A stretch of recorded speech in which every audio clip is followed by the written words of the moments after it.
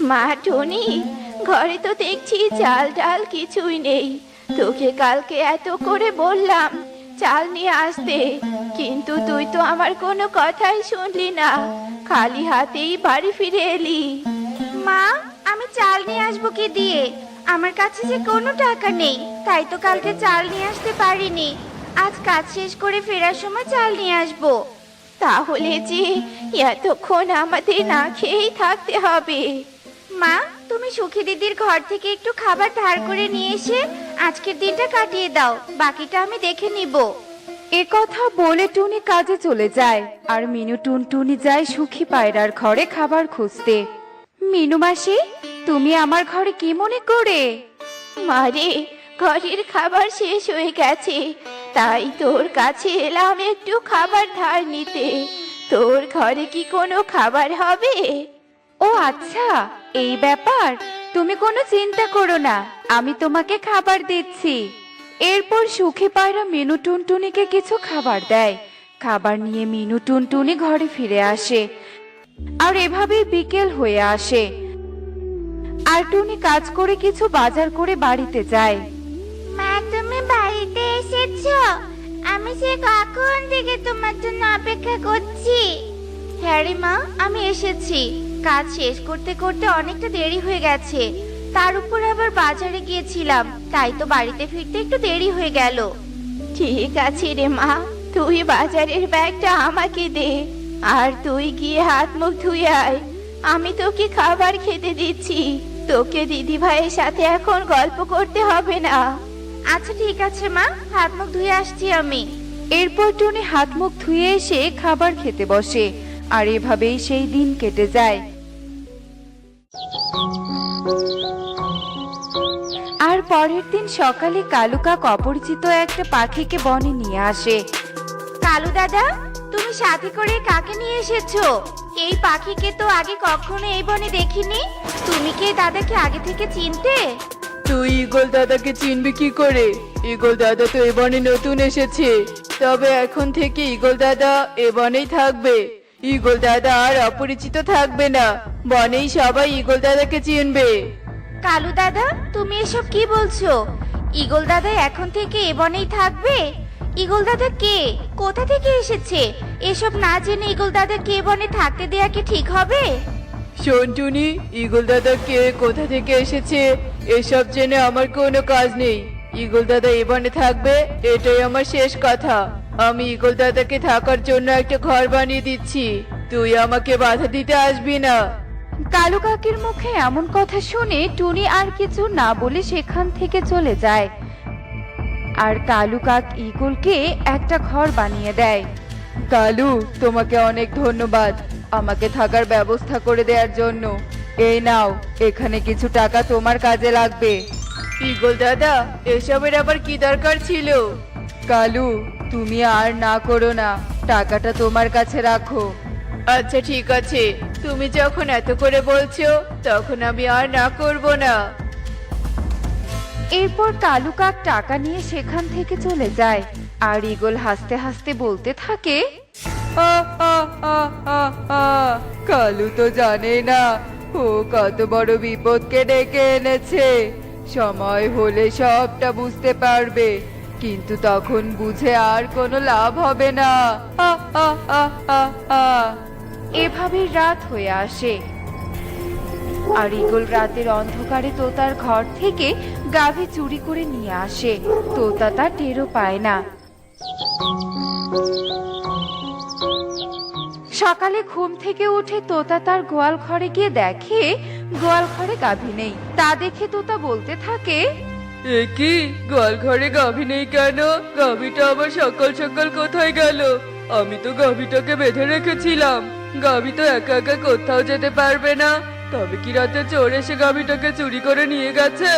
হায় হায় রে, আমার এ কি সর্বনাশ হলো! এখন আমি গাভীটাকে কোথায় খুঁজবো? কি হয়েছে তোতা দাদা? তুমি সকাল সকাল এভাবে কাঁদছো কেন? টুনি বোন, আমার যে অনেক বড় সর্বনাশ হয়ে গেছে, আমি আমার গাভীটাকে কোথাও খুঁজে পাচ্ছি না। সে কি কথা? গাভীকে খুঁজে পাচ্ছ না মানে? গাভী আবার কোথায় যাবে? ভালো করে খুঁজে দেখো, আশেপাশে কোথাও গেছে হয়তো। ঠিক আছে টুনি, আমি আশেপাশে খুঁজে দেখছি। তোতা সব জায়গায় ভালো করে তার গাভীকে খুঁজতে থাকে, কিন্তু তোতা আর গাভীকে কোথাও খুঁজে পায় না। এভাবেই রাত হয়ে আসে। আর আজ রাতে ঈগল সুখী পায়রার বাড়িতে যায় গাভী চুরি করতে।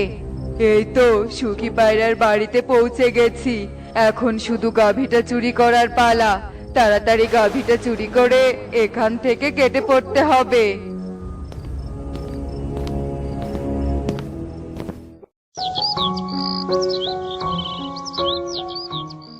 হে কি, আমার গাভী কোথায় গেল? তোতা দাদার মতো চোর এসে আমার গাভীটাও চুরি করে নিয়ে গেল না তো? না, এ হতে পারে না, আমার গাভী। সুখী পায়রা তার গাভীকে না পেয়ে অনেক কাঁদতে থাকে। আর সুখী পায়রার কান্নার আওয়াজ শুনে বনের পাখিরা সুখী পায়রার বাড়িতে আসে। সুখী দিদি, কি হয়েছে? তুমি কাঁদছো কেন? টনি, আজ রাতে আমার গাভীটাও চুরি হয়ে গেছে। কিন্তু এ বনে কে আছে যে এমনটা করছে? আমি তো কিছুই বুঝতে পারছি না। প্রতি রাতে কোনো না কোনো পাখির ঘর থেকে গাভী চুরি হয়ে যাচ্ছে। না না, এর একটা ব্যবস্থা করতেই হবে দেখছি, না হলে চোরের অত্যাচার আরো বেড়ে যাবে। যা করার তা আজ রাতেই করতে হবে। এরপর টুনি একটা বুদ্ধি বের করে আর রাত হওয়ার অপেক্ষা করে। যাদের ঘরে গাভী আছে চোর তাদের বাড়িতেই চুরি করতে যাচ্ছে। আর কালু দাদার ঘরেও তো গাভী আছে, তাহলে চোর হয়তো আজ কালু দাদার ঘরে গাভী চুরি করতে যাবে। তাই আমাকেও কালু দাদার বাড়িতে যেতে হবে। না না, আর দেরি করা ঠিক হবে না।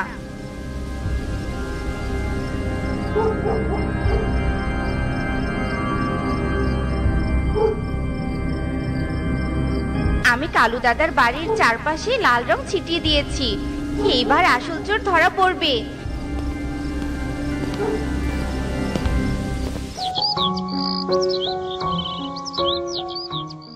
দেখি তো লাল রঙের পায়ের ছাপ কতদূর পর্যন্ত গেছে। আরে আরে, এ তো ঈগল দাদার বাড়ি পর্যন্ত পায়ের ছাপ এসেছে। তার মানে ঈগল দাদাই গাভীর চোর। এ কথা বলে টুনি বনের পাখিদের ডাকতে থাকে। আর বনের পাখিরা ঈগলের বাড়ির সামনে আসে। কি হয়েছে টুনি, তুই সকাল সকাল এভাবে সবাইকে ডাকছিস কেন? কারণ গাভী চোর ধরা পড়েছে। গাভী চোর আর কেউ নয়, গাভী চোর হচ্ছে ঈগল দাদা। কি বলছিস? ঈগল দাদা গাভী চোর? হ্যাঁ, আমি সত্যি বলছি। আমি চোরকে ধরার জন্য কালু দাদার বাড়ির সামনে লাল রং ছিটিয়ে দিয়েছিলাম, যাতে লাল রঙের পায়ের ছাপ দেখে আমি চোরকে ধরতে পারি। আর দেখো দেখো, লাল রঙের পায়ের ছাপ ঈগল দাদার বাড়ি পর্যন্ত এসেছে। হ্যাঁ, তুই ঠিক বলেছিস টুনি, ঈগল দাদাই আসল চোর। আমার গাভীটাও কাল রাতে চুরি হয়ে গেছে। তুই আমাকে ক্ষমা করে দিস টুনি, তোর কথা আমার আগেই শোনা উচিত ছিল। আমি ঈগল দাদাকে এ বনে জায়গা দিয়ে একদম ঠিক করিনি। আমাকে সবাই ক্ষমা করে দাও, আমি আর কখনো এমনটা করব না। আমার ভুল হয়েছে, আমি সবার গাভী ফিরিয়ে দিব, তবুও তোমরা আমাকে শাস্তি দিও না।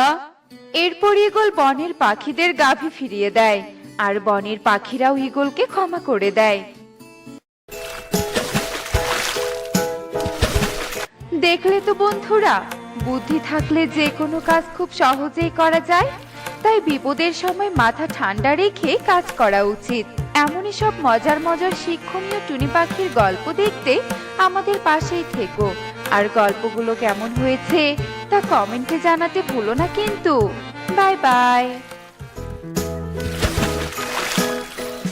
গোপালপুর গ্রামের দক্ষিণে রয়েছে বড় একটি জঙ্গল। ওই জঙ্গলে পক্ষীকুলের পাশাপাশি অন্যান্য পশুরাও বসবাস করত। ওই বনে দুই বন্ধু থাকতো, কালু আর টোনা। তারা দুজন নামে বন্ধু হলেও মনে মনে একে অপরকে ভীষণ হিংসে করত। টুনি, তাড়াতাড়ি ঝুড়িতে ফল তোলো, ওই কালু বাজারে যাওয়ার আগে আমাকে বাজারে যেতে হবে। আজ আমি বাজারে গিয়ে তাড়াতাড়ি ফল বিক্রি করব। তোমরা তো দুই বন্ধু, দুজনে একসঙ্গে বাজারে গেলেই তো হয়। বন্ধু না চাই, ওই কালু আমার উন্নতি একদম সহ্য করতে পারে না, তাই তো নিজে ধনী হতে চায়। আমি কিছুতেই এটা হতে দিতে পারি না, আমি ওর আগে ধনী হব। তোমাকে বুঝিয়ে কোনো লাভ নেই। ফল তোলা শেষ, যাও এবার বাজারে যাও। এরপর টোনা আর কোনো কথা না বলে সেখান থেকে ঝুড়ি নিয়ে বাজারে চলে যায়। টোনা বাজারে গিয়ে দেখে কালু ফলের ঝুড়ি নিয়ে বসে আছে। এই কালুটা সব সময় আমার আগে আসে, বদমাশ পাখি একটা। আরে কালু, তা তোর কত কিলো ফল বিক্রি হলো রে? ফলের ঝুড়ি দেখে মনে হচ্ছে একটাও ফল বিক্রি হয়নি। তা এত সকাল সকাল এসে কি লাভ হলো? এই টোনার কাছে ছোট হওয়া যাবে না, মিথ্যে কথা বলতে হবে। আরে ভালো করে ঝুড়িতে দেখ, ওই পাশটা একটু ফাঁকা। আমি সকাল থেকে 2 কিলো ফল বিক্রি করেছি।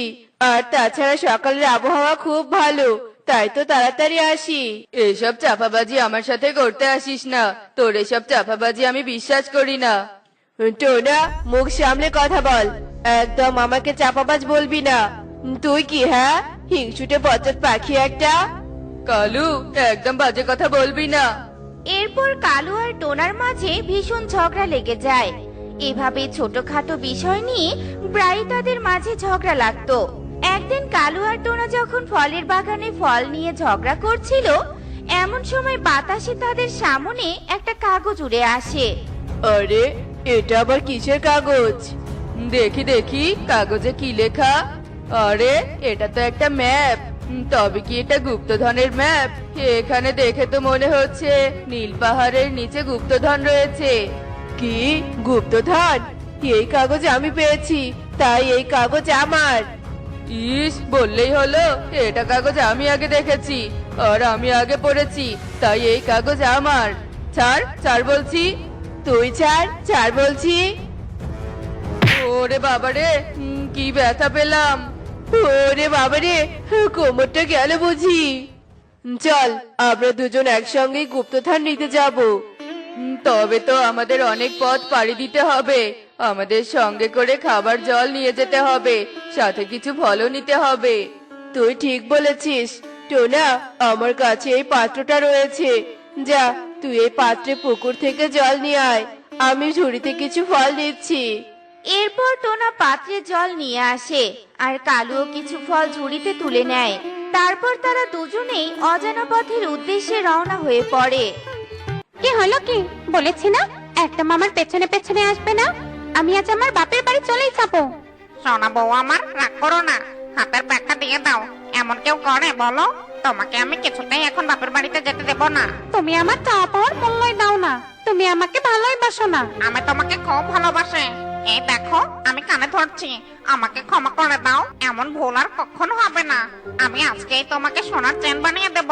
খরগোশ ভাই, তুমি কি বলতে পারবে নীল পাহাড়ের পথটা কোন দিকে? বউ, ও বউ, তোমার কি রাগ কমেছে? আরে খরগোশ, তুমি কি আমার কথা শুনতে পাচ্ছ না? আমি তো তোমাকে একটা কথা বলছি। আরে ধর, কেরে কেরে, দেখছেন তো বউয়ের রাগ ভাঙাচ্ছি, আর আপনি কানের কাছে ঘ্যান ঘ্যান করছেন। জানতো বাবু, যান এখান থেকে, চলে যান। কালু, একে বলে কোনো লাভ নেই, চল আমরা সামনের দিকে যাই। এরপর টোনা আর কালু সামনের দিকে এগিয়ে যায় আর তারা উঠতে উঠতে অনেক ক্লান্ত হয়ে পড়ে। খুব জল তেষ্টা পেয়েছে। কালু, জলের পাত্রটা দে তো, একটু জল খাই। আমারও জল তেষ্টা পেয়েছে, আমিও জল খাবো। আমি খেয়ে তোকে দিচ্ছি। না না, আমি আগে জল খাবো। জল আমি কষ্ট করে পাত্রে নিয়েছি, ওই জলে আমার আগে অধিকার। এই, তুই থাম তো, পাত্রটা আমার, তাই আমি আগে জল খাবো। এ কি, এভাবে কে কাচ্ছে? তুই তো কাচ্ছিস না, তবে এভাবে কে কাচ্ছে? তাই তো, এভাবে কে কাচ্ছে? আমি কাচ্ছি, আমার খুব জল তেষ্টা পেয়েছে, আমাকে একটু জল দাও। এই কাঁঠাল গাছ কান্না করছে। কাঁঠাল গাছ, দাঁড়াও, আমি আগে জল খেয়ে তোমায় জল দিচ্ছি। না, আমি আগে খাবো, তারপর গাছকে জল দিয়ে কাঁঠাল গাছের কান্না থামাবো। এক পর্যায়ে কালু আর টোনার মাঝে জলের পাত্র নিয়ে কাড়াকাড়ি লেগে যায় আর জলের পাত্রটি ছিটকে কাঁঠাল গাছে পড়ে যায়। কাঁঠাল গাছে জল পড়তে কাঁঠাল গাছটি একটি দৈত্যে পরিণত হয়। তা দেখে তো কালু আর টোনা অবাক হয়ে যায়। তোমরা আমাকে জল দিয়ে অভিশাপ মুক্ত করেছো, আমি তোমাদের কাছে ঋণী, তাই আমি তোমাদের দুজনকেই পুরস্কার দিতে চাই। দুজনকে কেন? জল আমার, তাই আপনি শুধু আমাকেই পুরস্কার দিবেন, ওই কালুর ভাগেরটাও আমার। বললেই হলো পাত্র আমার, আর আমি জল দিয়ে দৈত্যের অভিশাপ কাটিয়ে দিয়েছি, তাই সব পুরস্কার আমি একা পাবো। দৈত্য, আপনি আমাকে পুরস্কার দিন। না না, আপনি শুধু আমাকে পুরস্কার দিন। না না, আপনি আমাকে পুরস্কার দিন। চুপ, একদম চুপ। এভাবে ঝগড়া করলে কোনো সমাধান হবে না। আমি তোমাদের দুজনের চাওয়াই পূরণ করব। তবে তুমি আমার চাওয়া পূরণ করো। আমার চাই 2টো রাজপ্রাসাদ, সেই সাথে 50টি ঘোড়া আর 50 বিঘা জমি, সাথে চাই 50 জন দাসী।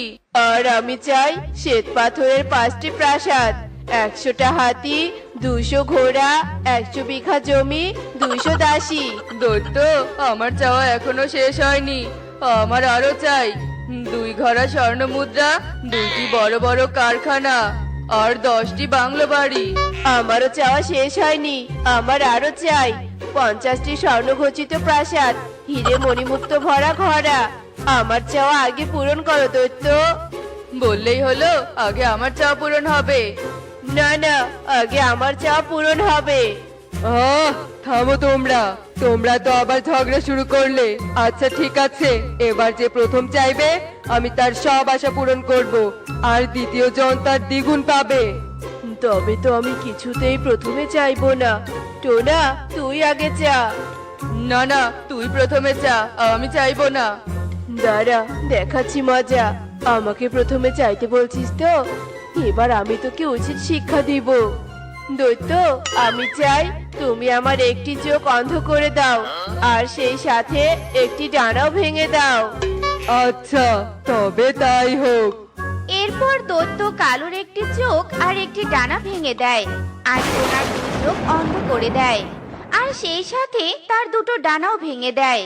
তোরা দুজন সত্যি খুব হিংসুটে। কালু, তুই শুধু হিংসায় বশবর্তী হয়ে টোনার ক্ষতি করতে চেয়ে নিজেরও ক্ষতি করে ফেলেছিস।